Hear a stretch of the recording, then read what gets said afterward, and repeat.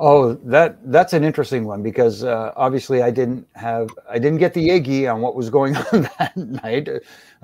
Just watching it, I was, they started the match off. What we were told was to, as the officials who weren't in the match, stand by because there's going to be this big schmoz at the end. You guys are going to run in and try and break it up and all that sort of stuff, and go that route. So they had the big fight outside in the crowd, and they sent us out there to kind of control things in the sense that they were going through the crowd, so we didn't want anybody from the crowd to get too anxious and try and interject themselves. So kind of protect the talent in some form or fashion. So I got back to the gorilla position, and usually manning gorilla is Gerald Briscoe. Mr. Briscoe is the man. I love Gerald. He's great. But this night it was Bruce Pritchard manning the gorilla position because Gerald had to go out with Mr. McMahon as part of the Stooges with Pat Patterson ringside. So that was his persona. So he was following that thing.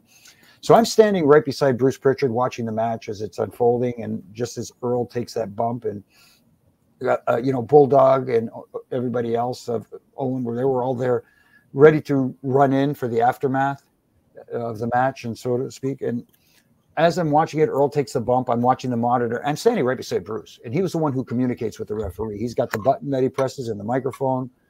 And he's the one who gives us the times and all that sort of stuff. And whatever the agent for the match, if they want to communicate something to the referee, to the talent through the referee. So as I'm sitting there, Earl takes a bump. Sean gets the sharpshooter on. And I hear in my earpiece, okay, now Earl, get up and ring the bell now. It wasn't Bruce. I'm standing right beside him, and he's like watching the monitor like everybody else. And I went, the heck's going on here, and all of a sudden Earl gets up, rings the bell, he's out of there, gone, and downstairs apparently his brother Dave was in the car waiting, running, and got in the car and they're gone.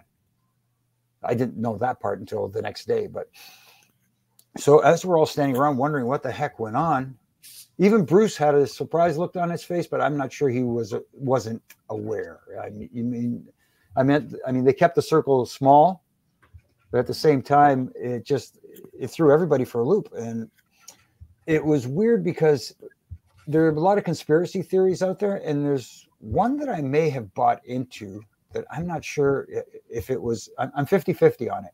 That maybe it wasn't something that maybe Brett had agreed to do for a short period of time, where Vince said, you know what? Here's the deal. WCW is offering you a boatload of money, some ridiculous money.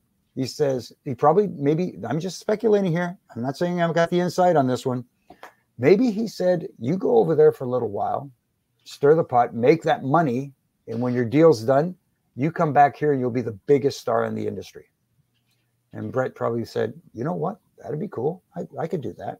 Until the unfortunate thing with him and Goldberg. And then, of course, the unfortunate terrible tragedy with his brother Owen, I think, just soured everybody on a whole bunch of things. And of course, put an end to that idea. But I think that's a very plausible thing that may have happened that day, because one of the things that I didn't realize till afterwards was usually they have press credentials for people to come in and they do the press, have access to the talent for interviews. And apparently that day, I did not know this. Apparently that day, no press was allowed in the building. No press was allowed access. They were all told you can go sit in the crowd, but you have no access to the talent or anybody like that. You have to sit in the crowd like everybody else, which I found odd. They never do that. So I don't know. It's something to think about. I think anyway.